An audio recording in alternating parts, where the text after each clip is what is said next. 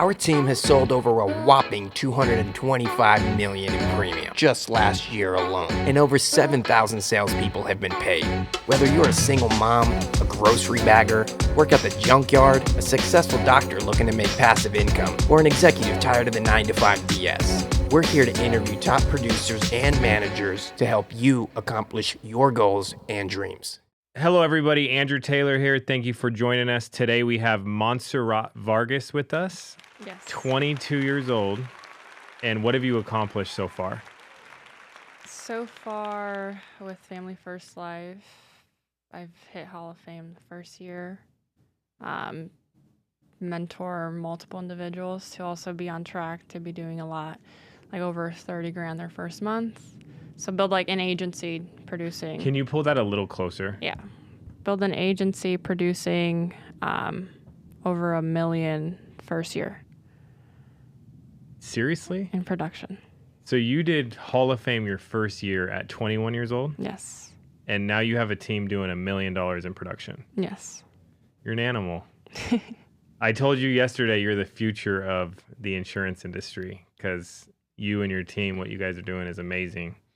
And we want to learn a little bit about it. But first let's talk about yesterday, what we did. And then we want to learn a little bit about you. So you came to the Las Vegas lock-in. Yes. That we do once a month. And I'm sharing this because I want to invite people who might not know. They might be new in the industry. They might want to try to figure out what they're going to, like how to get this thing going quicker.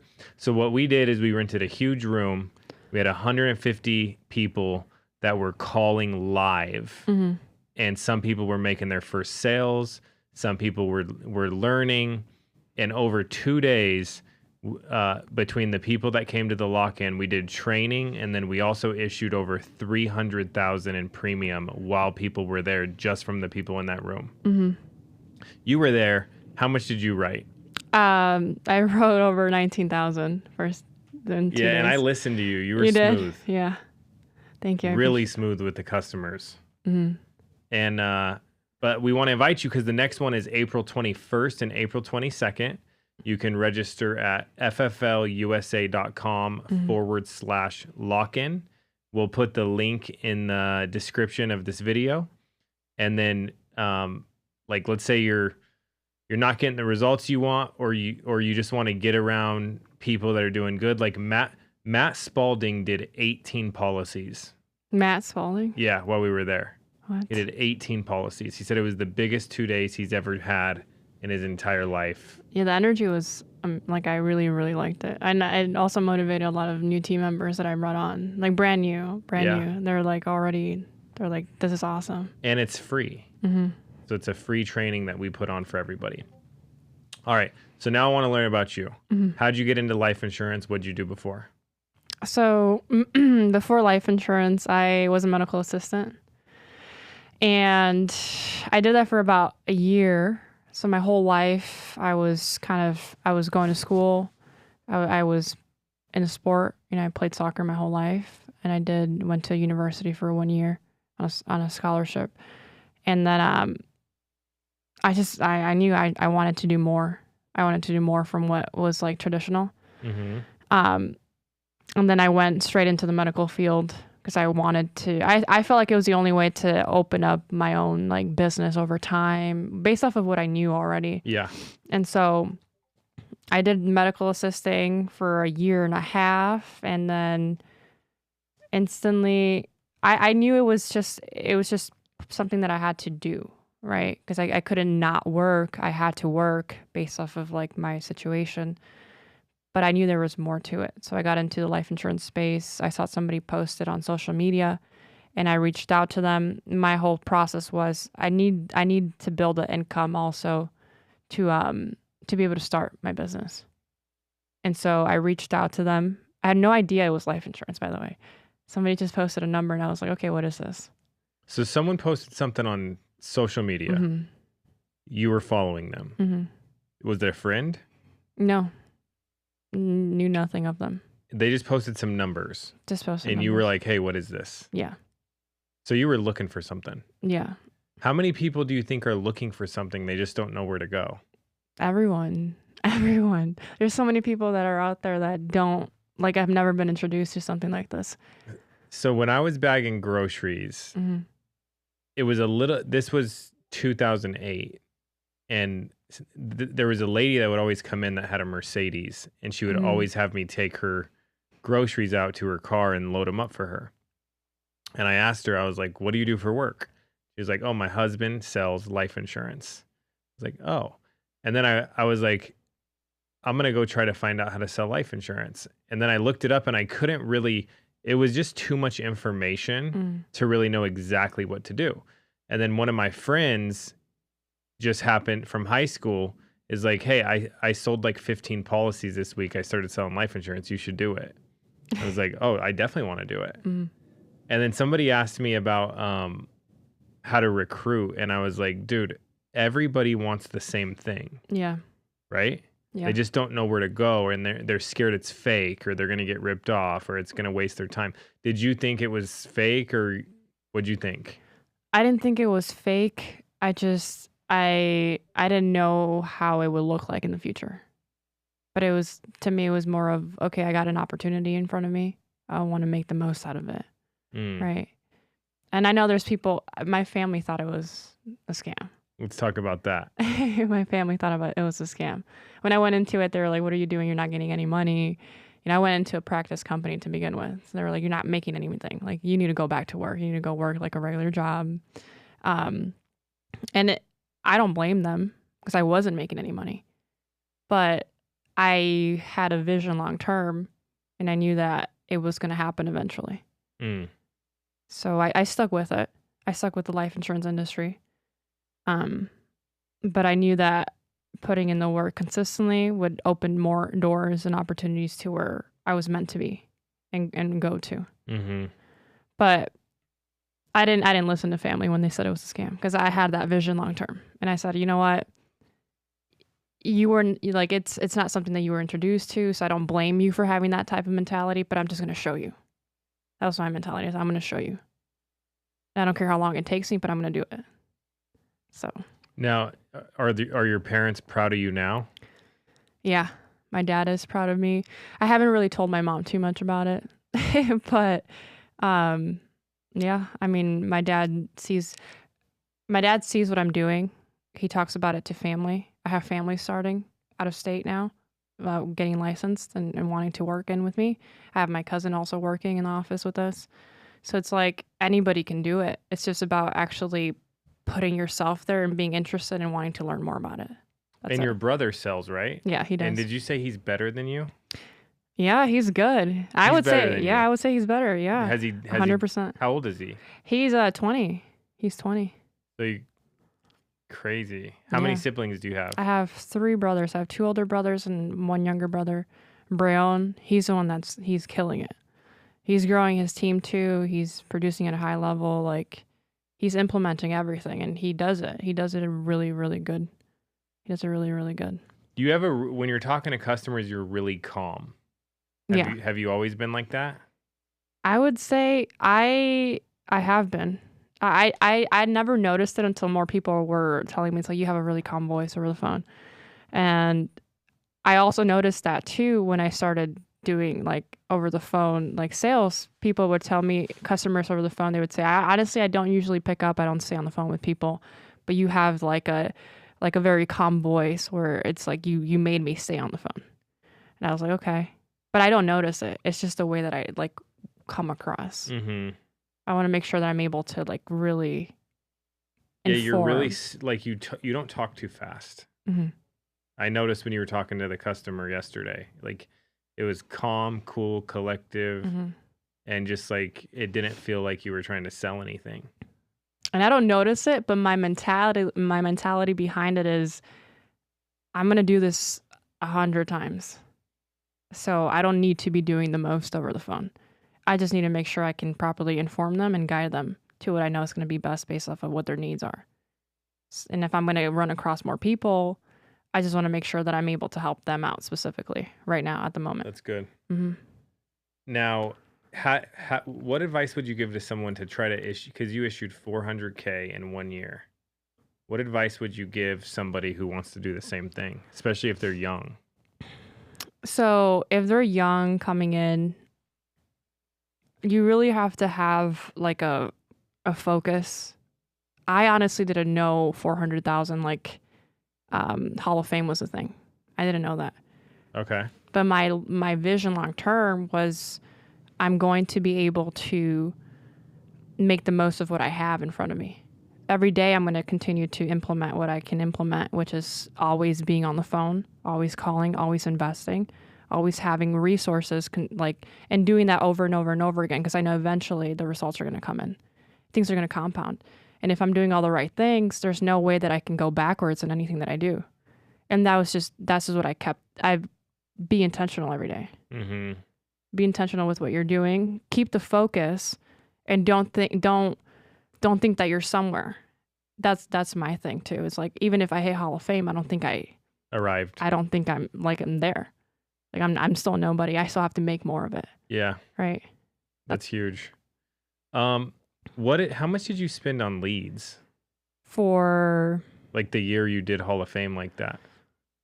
I would say monthly, I would spend on average 6 to 7. It kept increasing. 6 to 7 was around the month that I did 90. When I did 95, I spent 12 grand. So you did 95K in a month. What kind of policies? How many policies? How many policies it was? Yeah, They were roughly. I would say it was around like 40 policies. So you did 40 policies, you spent 12K. So when someone's watching this and they're new, they'll be like, I don't have 12K to spend on leads. Mm-hmm. But so how would you tell them to start? So when they're starting off, and the thing is, like, that's a process. Like you're not going to have everything when you start off. It's a process. It's just like any other regular job. You're not going to learn what to do when you're first starting off.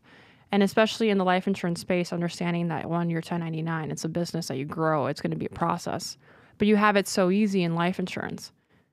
And I think, and I want to, like, what you touched on with real estate and like the business structure, that really changed my mindset. Like I really, really took that in yesterday, and I'm implementing that like a lot. But they have to understand that even if it's a small investment, starting off at something that's going to be aged for repetition, for them to actually gain like the knowledge of speaking to somebody over the phone, that's what it's going to have to take when they're first starting off. In order for them to build a capital to be able to invest into higher intent. Yeah. And that's it. So you're saying you start off with the age cheap stuff.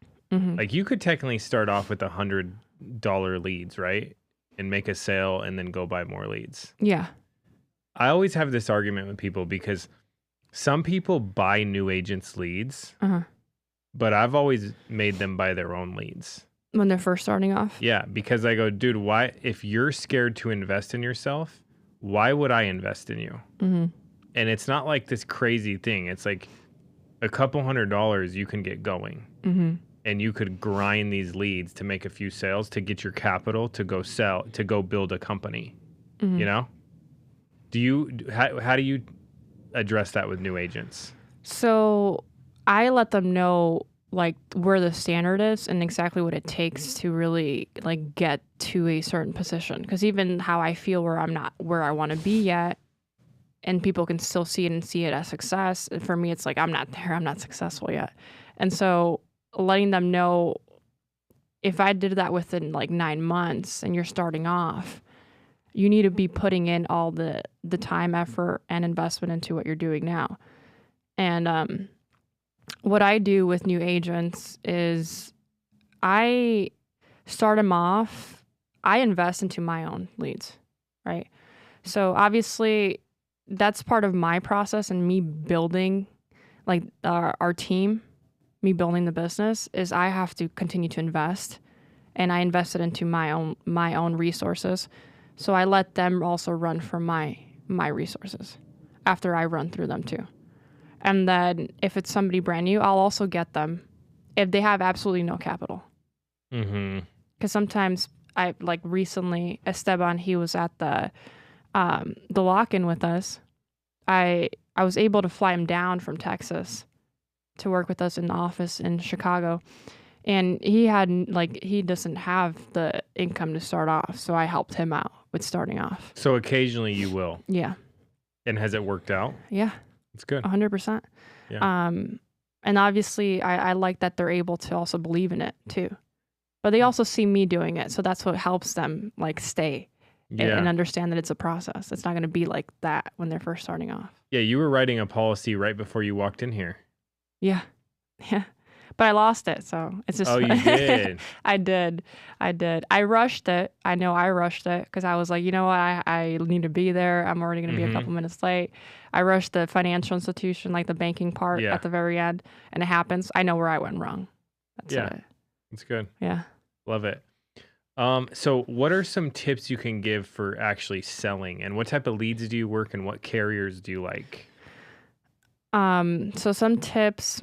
Some leads that I honestly recently just started getting into higher intent leads. Recently, So you were just working old stuff. I was working the bronze leads from CRM, from the ILC. And you did Hall of Fame on those? Yeah, that's all I ran when I was in Florida. You did Hall of Fame on $1.50 leads. Yeah, that's all I ran when I was in Florida. $1.50 leads. So what if? Because I have agents that go, those leads don't work. They suck. No, they work. You just have to work them. That's the only thing. It's like they work. It's just about like how hungry really are you? Like what are you going to implement from what you learn? That's it. Good. Yeah.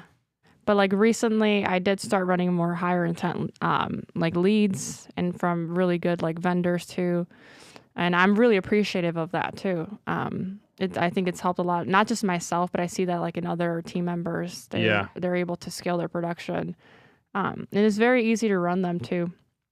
But that's another thing. It's a process because it's like if I did that for all those months, anybody can do it too. No matter what lead source, it's just about really just implementing the work that you have to do. Mm-hmm. What about carriers and products? Are you doing final expense, vet leads? Are you doing IUL leads? What are you doing? Both. You do both? I do IUL and then I do veteran leads. So a lot of people don't know in ILC, you can do in Integrity Lead Center, you can do a custom IUL campaign. I didn't know that either. Yeah. And you can get brand new IUL leads for $25. But at the lock-in yesterday, there was an agent. She made her first call on one of the IUL leads and made her first sale.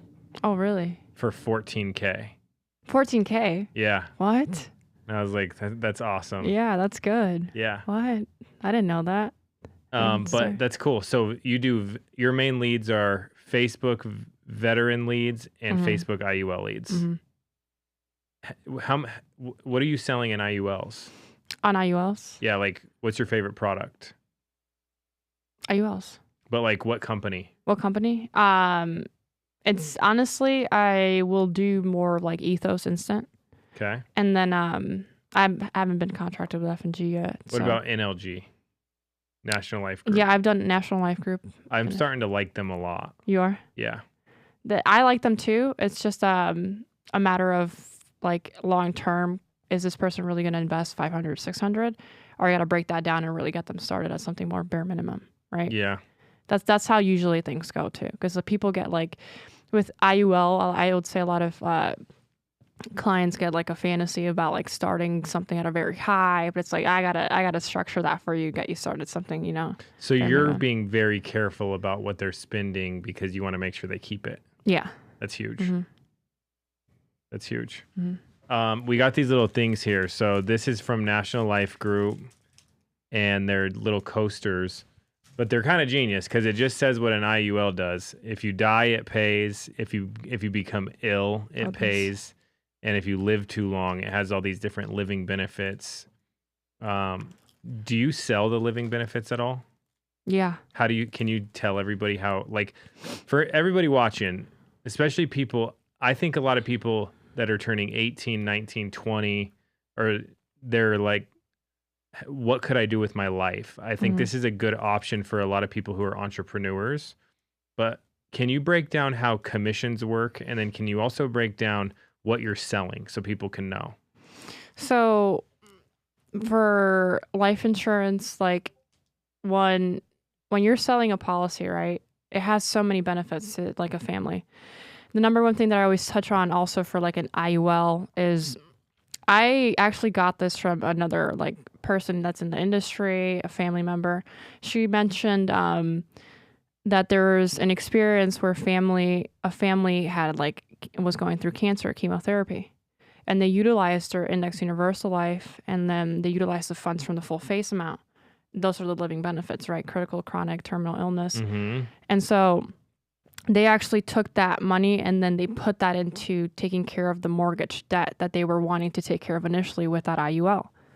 And so they took care of that, and then they invested into other properties, and that ended up leaving more equity for their family long term. Mm-hmm. So that's the number one thing that I always touch on too, is experience over a call. Is I'll let clients know, it's like, hey, these are some things that families have utilized it for too. So these are the reasonings as to why like this is important. In case things like that happen, nobody really plans to have cancer. It just happens, right? Mm-hmm. So that it's like all those things can just take place and nobody knows. And that's what I really touch on, like on like policies like that. It's or the living benefits part, because it's like everything's unexpected. Yeah, I always would tell customers, I'd be like, okay, hopefully this never happens. Mm-hmm. But if it does, instead of like you leaving something behind and you're not here to see it, Mm-hmm. they'll give you can get that money while you're alive, Mm-hmm. and you can see you can choose what you want to do with it for your kids, your grandkids, or special medical treatment. Maybe it could save your life. Yeah. Who knows? I mean, there's a lot of families who are also like in low income places where like they're struggling with medical bills and they can't take care of things. And it's like if they were to actually be informed about having an IUL, or even if it's just a whole life traditional, they still has a benefit to it, then they could really help out their families too. And then it'll also grow money. And can work like a savings type of thing, right? Exactly. So how do you explain that to a customer? So it's like you still have the benefit of it with what you're setting aside for the protection for your family. Mm-hmm. You have that benefit of it still accumulating for you, like around a 6 to 8%. That's what the illustration will always show. Yeah. And then from this, obviously you can utilize a tax-free loan, right? But it's still going to have like a low amount of interest, but it's not going to be anything compared to you taking out a loan from a bank. So whenever you find yourself in a place where you want to utilize this or you want to be smart about it, you learn more about like finances or investing where you want to invest in the future. At least now you know that over time, with you wanting to take care of your family, you've built up funds to be able to utilize that as well. That's what I also will inform them on. Yeah. Did you get one? Yeah. You have your own? Yeah. What'd you structure for yours? It's just a bare minimum, like $200 a month. Who's the beneficiary? My brother. Your brother? Yeah, because he's taking care of the business. I'm an entrepreneur too. So he's also in it, right? So in case something happens to me, You want the business to keep growing. he's going to have enough funds to be able to utilize. So that's awesome. another thing. It's like entrepreneurs out there, everybody can you really utilize these like types of coverages. You never know. That's awesome. Mm-hmm. Yeah, mine when I was 18, I got my first IUL, and I put my mom because like I didn't have I wasn't married, I had no kids, and I was just like, why not make sure my mom's taken care of? Yeah. And then you learn how to do it. You also get the commission on it. Yeah. You know? Yeah. That is. Oh, you do for like your family? No, you get the commission on your own policy. Oh, with certain carriers, right? Well, some of them pay as earned, but you still get it. So like they just don't advance the commission, but you'll get paid monthly. Oh. Yeah. Okay. I didn't know that. So it's kind of paid for the first year. Yeah. Now, can you explain how the commissions work? Like if someone's looking at doing this and they're like, how much can I make? Well, the answer is you could make zero because not everybody succeeds. Mm-hmm. There's a high turnover rate in sales, right? Yeah. But for people who do figure it out and they do figure out how to sell, what does the commission look like? So when people figure it out, it's like, okay, you just helped the family, right? Your feet are where they were without the whole call. You really met their needs. They're monthly times 12 times advance, and your comp, that's what you get paid. So let's say it's like a $1,000 yearly premium. you would get paid from that what your commission is. And most of our like what team are most members, agents at? 80. So they would get 80% of 80%, $1,000, which is high compared to so many companies. What do you like about FFL? Everything. Like there's nothing that I can complain about ever, honestly. And for me, I always see it as like a really, really good opportunity. I didn't complain either at the practice company. You just don't complain. I just don't. It's just like I have the opportunity. I can make the most out of it. I can make the most out of it, right? That's just like I didn't come from much either. So it's like I if I have this here, I'm gonna make the most out of it, right? But let's say if you set up 3 families a day, that ends up compounding. If you do that every single day consistently, that's why you see people really like this type of income that you make is unreal. That's what it feels like sometimes. It's unreal. But you're doing a good thing at the same time. So a lot of people will get paid a lot, even if at a young age. It doesn't take somebody who's, even if you're 22 or you're 50, you can make the same income. Mm-hmm. That's the crazy part about it. Yeah, that's amazing. When I started, I was like, I'm working at the grocery store. I'm making $8 an hour. Like, I only need to make like one sale to make up for like 3 weeks of work. That's what I mean. That's insane. And once you like get a taste of that, yeah, you can't really go back, you know? Yeah. Once you get some of those deposits. What do you like? Do you save money? What are you doing with the money that you're making? Or how much do you reinvest back into building your team? So that's literally all that I like spend on. Like I only spend back on my business, nothing else. Like nothing else. If you really worked alongside with me, people understand. Like I'm very obsessive over what I do. Like I'm always working, and every time I invest back into new people, like new team members, every time, because me and my brother have seen, like if we can really get them to like be in that position that we were and cut that for them, have it be first month, they start to do it. They're like self-sufficient afterwards. They're asking us now, which leads should I buy? Where should I buy them from? When should I purchase them? How do you structure it? Like the ad campaigns or whatever that is. And last month I actually had a little situation for me, and I'm sure multiple business owners have probably gone through that as well, is I invested like close to like 10 grand, and it wasn't on my leads. It was on 8 like new team members, because I had so many people that I started, like that I was mentoring, like over 12 people, me mentoring at the same time, brand new. So I invested. How many made it? All of them. All of them made it. All of them. They're all still here. They're all still here except one. How many are selling like a decent amount? All of them. Whoa. All of them. So if someone's watching this, they should join your team. 100%. 100%. How can they reach you? By sending me a message or scheduling a call with me. How do they do that? I have a Calendly booking like in my Instagram. I have it right in my bio. What's your Instagram? It's Vargas Monse. Monse short. Drew, can we put this in the okay, we'll throw this in the description. All of them. Because like I had somebody at convention ask me, like, how many people do you think would like fail that join your team? Like how many people that you bring in you think would fail? I mean, we've I'll just tell you, I think we've recruited I'm going to say 30,000 people plus. That's I want to be able to do that. But we have last year we had like roughly 7,500 people get paid. And it might even be more than 30,000. That's awesome. Yeah, but the one interesting thing though is like I just got a text from Trey Honeycutt. So Trey Honeycutt started with me when like the company first opened up, okay? And he texted me this. He put, I appreciate you. That was a great event yesterday. Thanks for putting it on. This is a better opportunity than it was when we started. And the thing is like we used to have to get on an airplane to get leads to go see people face to face. And so now it just opened up like people just can hop on their computer and sell a policy. right? Yeah. Yeah. But the numbers you're throwing out are higher than I've ever heard.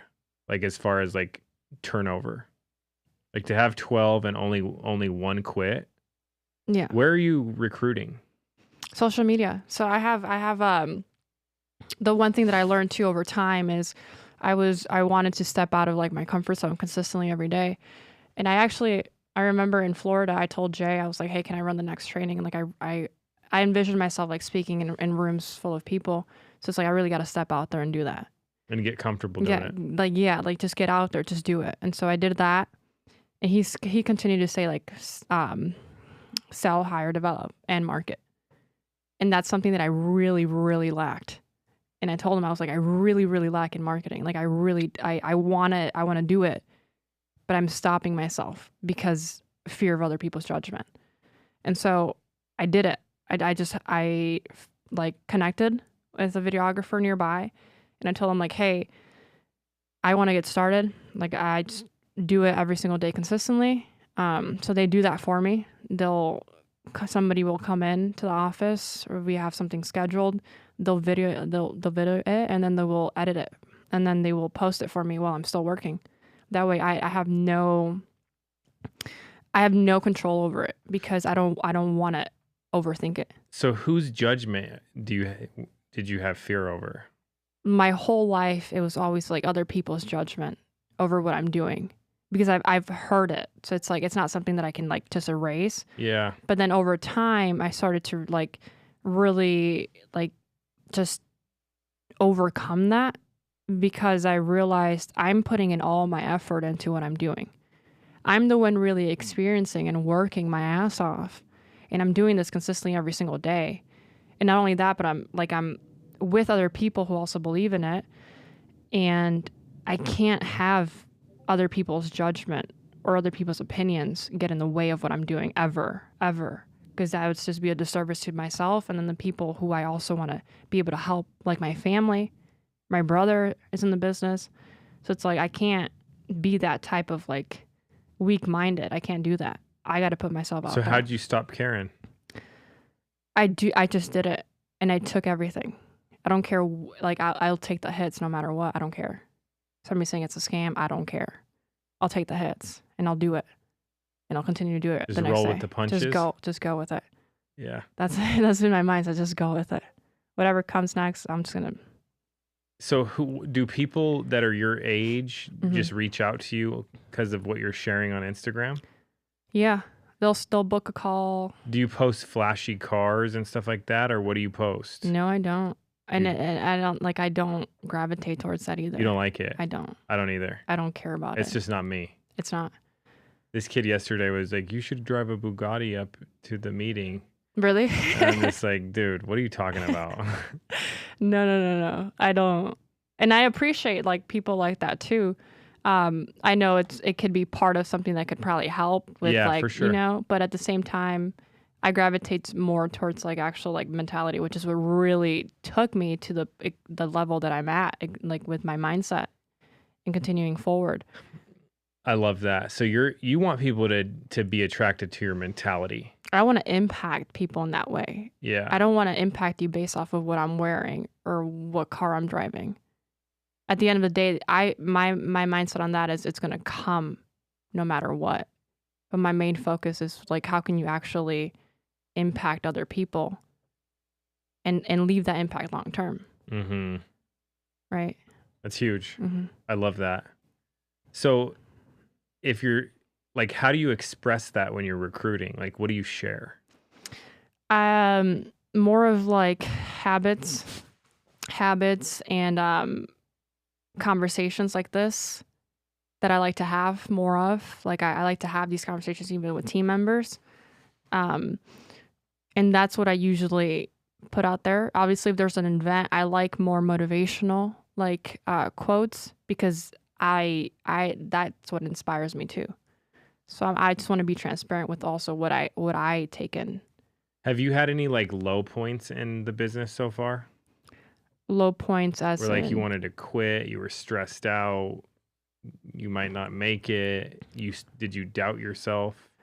I think those are only like a couple seconds long. Because to me, when you have like a long term vision with everything, I can't sit there and like and I Interesting. can't do that because So you're I saying it could creep in, but you shut it down. exactly How do you shut it down? by repeating in my head like for This is where I'm example, going. this is where I'm going, this is what I'm doing, and I never see myself quitting ever, nor do I ever see like anything as a failure. So it doesn't matter what's going on. I just have to put in more work. If the way that I tell myself if I'm stressing out, it's because I'm not doing enough. Because like, why would I be stressed out over something so small?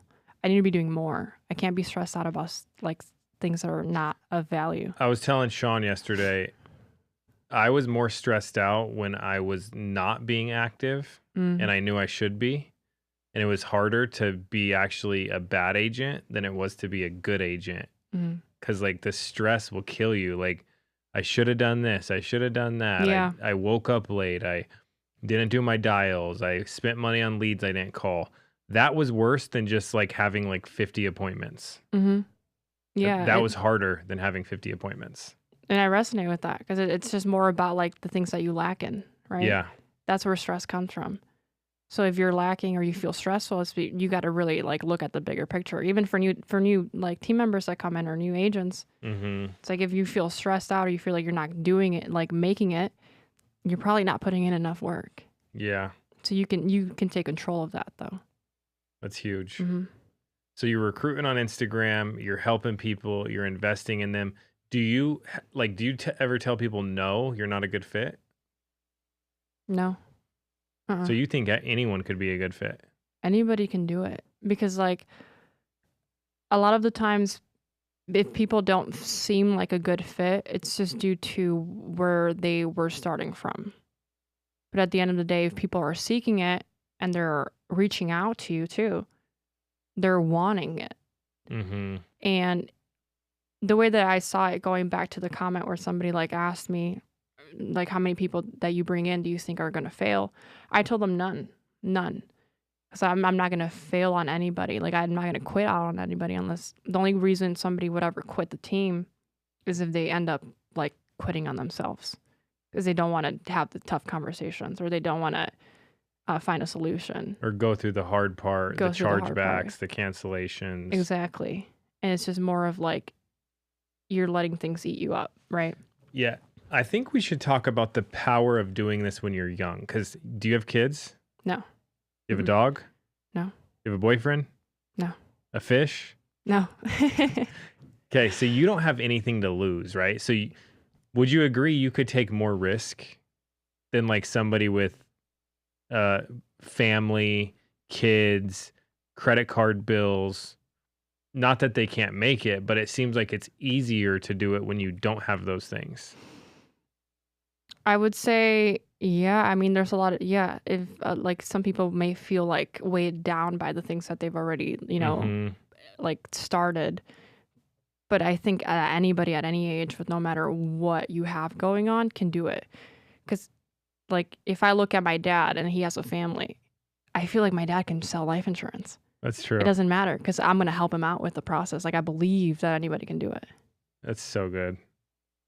But what I'm saying is if you're young, you should do it when you don't have all these crazy responsibilities and get set up for life. 100%. Like, why not do it now? Yeah. And then later on, you can spend whatever you want to do. Spend time with your kids, spend time with your family, take care of people, you know?